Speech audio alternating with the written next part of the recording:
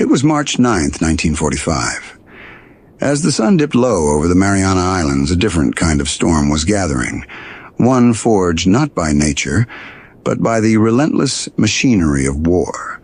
325 B-29 Superfortresses stood ready, their bellies packed not just with bombs, but with a terrifying new weapon designed for one single, devastating purpose. What happened next wasn't just another bombing run. It was a night that would sear itself into history, unleashing a firestorm that Tokyo and the world would never forget. But why did America resort to such brutal tactics? And could anything have truly prepared Japan for the inferno to come? The airfields on Guam, Saipan, and Tinian hummed with activity. These islands, hard-won from Japanese control, were now launch pads aimed straight at the heart of the enemy empire. Ground crews swarmed around the massive silver bombers, the B-29 Superfortress. This was the pinnacle of American air power, a machine that cost more to develop than the atomic bomb itself. Each plane was a testament to American industrial might, nearly 100 feet long with a wingspan stretching 141 feet, powered by 4 monstrous Wright engines. These weren't just planes. They were symbols of a nation fully mobilized for total war. But this mission, ordered by Major General Curtis LeMay, was different. It represented a gamble, a radical departure from the high-altitude, precision bombing that had, until then, yielded frustratingly little success against Japan. The jet stream, those powerful winds high above the earth, had scattered bombs wildly, and persistent cloud cover often hid the targets completely. LeMay, a man known for his blunt assessment of reality, knew something had to change. His solution was audacious, brutal, and strategically calculated. Forget precision from 30,000 feet. Tonight, they would go in low between 5,000 and 7,000 feet, well below the unpredictable jet stream and under the effective ceiling of much of Japan's heavy anti-aircraft fire. To make this possible, and to carry the maximum destructive load, LeMay ordered the B-29 stripped of most of their defensive machine guns and ammunition. Lighter planes meant more fuel efficiency and, crucially, more room for the payload. This meant nearly double the usual amount, but not of high explosives. Tonight, the weapon of choice was fire itself. Packed into the bomb bays were thousands upon thousands of M69 incendiary bomblets. Each bomber carried clusters designed to break apart mid-air, scattering 1,120 individual 6-pound steel tubes. Inside each tube was napalm, a jellied gasoline mixture engineered to burn ferociously at 1,800 degrees Fahrenheit, sticking to whatever it touched and resisting water. A delayed fuse ensured they'd ignite after crashing through flimsy roofs, spreading their deadly contents horizontally inside homes and workshops. This wasn't just about destroying buildings. It was about igniting an entire city. The target was Tokyo's Shitamachi district, a densely packed 12-square-mile area of wooden homes and small cottage industries, home to 750,000 people. American intelligence knew these weren't just residences. Interwoven within were countless small workshops producing vital parts for Japan's war machine, such as aircraft components, electronics, and precision tools. Destroying this network was key to crippling Japan's ability to fight. Planners, using pre-war Japanese maps and data, had calculated that the density of wooden structures, combined with the predicted strong winds that night, could create something truly terrifying. A firestorm, a self-sustaining inferno that would generate its own hurricane-force winds and consume everything in its path. It was a chillingly scientific approach to urban destruction. As the first B-29s roared down the runways and climbed into the darkening Pacific sky, they flew not in tight formations, but individually, navigating by radio signals towards a single point on the map. Leading the way were the pathfinders, tasked with marking the target zone with a massive, burning X visible for miles. The main force would follow, turning the designated area into a sea of flames. For the crews, many of whom had questioned LeMay's risky low-altitude tactics, the mood was tense. They knew the potential danger, but they also knew the strategic importance. They were placing their trust in LeMay's cold logic and the sheer power of their machines. Meanwhile, in Tokyo, life carried on under the shadow of war, but with a degree of complacency. Previous high-altitude B-29 raids had been frightening, certainly, but the damage had often been scattered, the sirens more disruptive than truly deadly for most. Air raid drills were practiced, yes, but the city's defenses were tragically inadequate for the scale of attack brewing miles away over the ocean. Fewer than 500 heavy anti-aircraft guns protected the sprawling metropolis, many lacking effective radar for night targeting. Japan's night fighter force was small, hampered by fuel shortages, pilot inexperience, and the absence of airborne radar crucial for intercepting bombers in the dark. Pilots often relied on searchlights, simply pointing them in the right direction. This was a near impossible task against fast-moving B-29s. The contrast couldn't be starker. Hundreds of the world's most advanced bombers against a defense network struggling with limited resources and outdated technology. Around 10:30 p.m., the sirens wailed across Tokyo. Many residents, accustomed to the alerts, likely stayed put initially. Simple backyard shelters or shallow trenches offered scant protection against fire. The city's firefighting force, numbering around 8,000, was equipped primarily with hand pumps and bucket brigades. These were tools suited for peacetime fires, not an aerial onslaught designed to create a firestorm. Neighborhood firefighting groups, composed mostly of the elderly, women, and teenagers, stood ready with sand and water, unaware of the futility of their efforts against napalm. Shortly before midnight on March 10th, the Pathfinders arrived.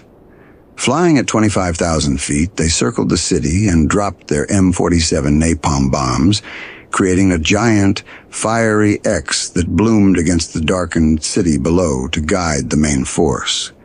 It was the signal. Minutes later, the main wave began its relentless assault. From 5,000 feet, the sky began to rain fire. Clusters broke open, showering the wooden rooftops with thousands of M69 bomblets. Observers on the ground described the terrifying sight of metallic objects glinting in the growing firelight before impact. Then came the ignition. Delayed fuses triggered, and thousands of points of fire erupted almost simultaneously across the densely packed neighborhoods. Driven by the strong ground winds LeMay's meteorologists had predicted, small fires merged into larger ones, then into roaring walls of flame that leaped from house to house, street to street. The carefully planned firestorm was born. Temperatures soared to unimaginable levels. They were hot enough to melt glass, ignite asphalt roads, and cause buildings to collapse from sheer heat before the flames even touched them. The air itself became a weapon. Superheated gases rose violently, creating powerful updrafts and fiery whirlwinds that sucked debris and, tragically, people into the air. Visibility dropped to near zero in the thick, acrid smoke. The roar of the inferno drowned out screams and the sound of collapsing structures. Escape routes vanished in moments. Narrow alleys became death traps, clogged with panicked crowds and blocked by fire. Imagine being there. Imagine the sheer terror. Yoshiko Hashimoto, a young woman home with her baby while her husband was away on duty, later described the bomblets sounding like heavy rain. When she fled with her family, the streets were chaos. Burning debris rained down. The wind whipped fire everywhere. Signboards, doors, entire sections of houses flew through the air. Reaching the Sumida River offered no real sanctuary. Warehouses lining the banks were ablaze. Her father's desperate act of pushing her and her baby into the water saved them, but he, her mother, and her sister were lost in the inferno. Such heartbreaking stories were repeated thousands of times over that night. People seeking refuge in canals found the water itself dangerously hot, or were crushed in the desperate surge to escape the heat. Designated evacuation centers, like schools and temples, became surrounded by fire, turning places of supposed safety into tombs. The Kikukawa Elementary School, later examined, revealed only melted metal and charred remains where hundreds had sought shelter. Even underground shelters offered little protection from the suffocating smoke and radiant heat that baked the ground above. The very air became unbreathable. For nearly 3 hours, the B-29s came, wave after wave, raining down over 600 tons of incendiaries, roughly 424,000 individual bomblets, onto the doomed city. The crews flying through the later waves reported the smell of burning flesh even miles high in their pressurized cabins. Turbulence from the massive thermal updrafts tossed the giant bombers around like toys. The glow from the firestorm was visible over 150 miles away. For those on the ground, it was an eternity in hell. As dawn broke on March 10th, the scale of the devastation was revealed. Where the bustling Shitamachi district had stood, there was now a smoldering wasteland stretching nearly 16 square miles. A quarter of Tokyo's buildings, over 267,000 structures, were gone, reduced to ash and rubble. Only the most robust concrete or brick buildings remained standing, stark silhouettes against the smoke-filled sky. The human cost was staggering, exceeding the initial death toll of either atomic bomb dropped later that year. While precise numbers are debated, the consensus holds that over 100,000 people died in that single night, with tens of thousands more injured. Over 1 million people were left homeless, wandering the ruins, searching for loved ones, their lives shattered in a matter of hours. The American losses were minimal. Just 14 bombers failed to return, a small fraction of the attacking force, carrying 96 airmen lost. Some fell victim to the firestorm's turbulence, others to sporadic anti-aircraft fire or the few desperate attacks by Japanese night fighters. For the American command, Operation Meetinghouse was deemed a terrifying success. General Arnold cabled LeMay, praising his crew's guts for anything. The strategy had worked, perhaps too well. The impact was immediate and profound, not just on Tokyo, but on the course of the war. LeMay didn't waste time. Within 10 days, similar low-level incendiary raids hammered Nagoya, Osaka, and Kobe, Japan's next largest cities. The campaign only paused temporarily because the bombers had literally run out of incendiary bombs. American factories ramped up production immediately. The message was clear. No Japanese city was safe. This firebombing campaign, often overshadowed in Western memory by the atomic bombs, fundamentally changed the nature of the air war in the Pacific. It demonstrated America's overwhelming industrial capacity. This was the ability to design, build, and deploy such advanced weaponry on a massive scale, replacing losses almost immediately. Japan simply couldn't compete. Its industry, already strained, was now being systematically dismantled, not just in large factories, but in the thousands of small neighborhood workshops, obliterated by the fire raids. The loss of skilled workers, either killed or displaced, was a blow from which production never recovered. Think about the sheer disparity. The B-29 program alone cost about $3 billion, roughly equivalent to Japan's annual military expenditures in the final years of the war. While America churned out tens of thousands of tons of incendiary bombs monthly, Japan struggled for basic ammunition and fuel. This wasn't just a difference in quantity. It was a chasm in technological and industrial power. America's approach was methodical, almost scientific, testing bomb effectiveness on replica Japanese villages built in the Utah desert, refining napalm formulas in university labs, using advanced meteorology to pick the perfect night for maximum destruction. Japan's defenses, hampered by inter-service rivalry, poor communication, lack of radar, and dwindling resources, relied more on outdated methods and sheer determination. This was tragically insufficient against the onslaught. If you find understanding these pivotal moments of history valuable, consider liking this video. It helps others find this content and supports our efforts to share these important stories. The psychological impact on the Japanese population was immense. The government's propaganda about inevitable victory rang hollow against the nightly reality of fire raining from the sky. Complacency vanished, replaced by fear and a growing sense of hopelessness.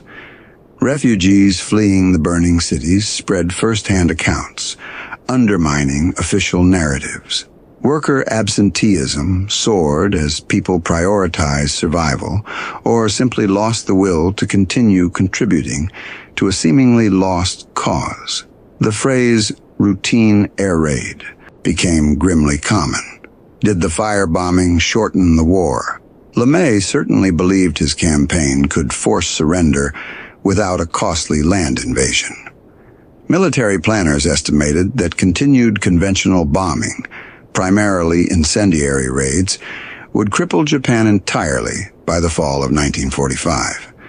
While historians still debate the exact weight of the bombing campaign versus the Soviet entry into the war or the atomic bombs themselves, it's undeniable that the relentless destruction of Japanese cities played a significant role in the final decision to surrender. Emperor Hirohito himself cited the devastation and the suffering of his people. The terrible irony is that the horrific loss of life in Tokyo and other cities may have ultimately prevented the even greater slaughter predicted for the Allied invasion of the home islands, Operation Downfall, where casualties were expected to run into the millions on both sides. It's a difficult truth to grapple with. Curtis LeMay himself acknowledged the grim nature of his orders, famously stating that he supposed if he had lost the war, he would have been tried as a war criminal. Victory, it seems, provided its own justification in the context of total war. But for the American air crews who flew those missions, the memories lingered. Seeing the vast inferno below, knowing the human cost, left an indelible mark on many, even decades later. War asks ordinary people to do extraordinary, sometimes terrible things in the name of duty and strategy. The firebombing of Tokyo stands as a stark reminder of modern warfare's destructive potential, where civilian populations become tragically entangled in strategic calculations. It highlights the devastating efficiency of industrial warfare and the terrifying power unleashed when technology is bent solely towards destruction. While the mushroom clouds over Hiroshima and Nagasaki became the defining images of the war's end, the firestorm that consumed Tokyo on March 10, 1945, remains arguably the single most destructive air raid in human history. It was a night of unimaginable horror, born from strategic necessity and the terrible logic of total war. Understanding this event isn't just about remembering the past. It's about comprehending the forces that shaped our world and the profound human cost of conflict. We cover moments like these frequently. If you'd like to ensure you don't miss future explorations into critical historical events, subscribing is the easiest way to stay informed. Learning about events like the Tokyo firebombing helps us understand not only World War II, but also the complex legacy of air power and the difficult moral questions that arise in wartime. We appreciate you taking the time to explore this history with us. You can find more videos about pivotal moments from the Second World War right here on our channel. Thanks for watching.